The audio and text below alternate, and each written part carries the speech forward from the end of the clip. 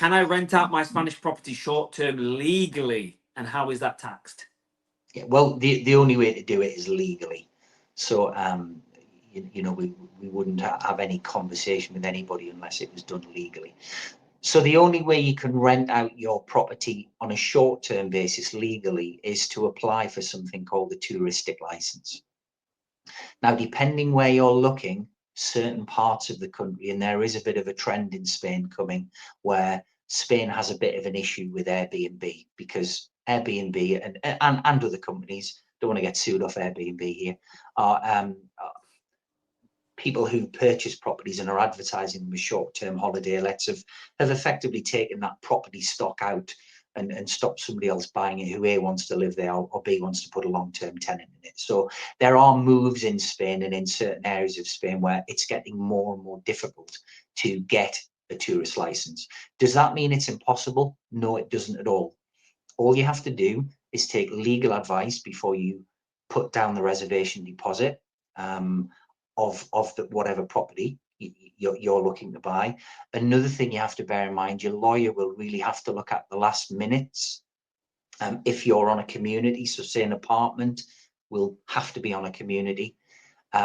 Therefore, he would see if there are any bars on any rentals. So there are a couple of hoops to jump through. It's not impossible, but it is getting more difficult.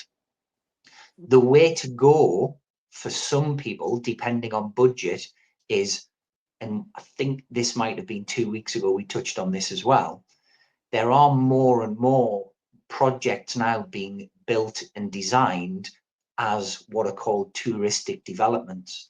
So these developments are actually built purposely for investors.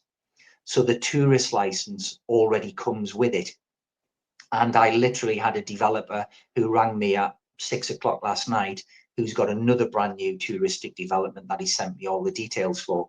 So these projects are now starting to be built with the blessing of local authorities, because they're designed as holiday villages where, you know, they're not designed to be lived in, they're designed to be rented out, and that is their prime function. So that's maybe the way to go. The bit about the tax, again, always take advice from an independent taxation lawyer. We're not taxation lawyers, but there are a couple of options. If you rent it individually as a non-EU resident, as a UK resident, the tax rate is around 24%.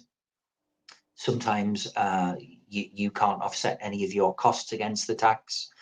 But there are options to open a Spanish company and run it through the Spanish company where you would have a more favourable tax treatment. But again, you would need to speak to your lawyer regarding this to take the tax advice. We've had a number of people who've done that. We've had quite a number of people who bought properties through businesses. But again, you must take the professional advice before you do anything on that.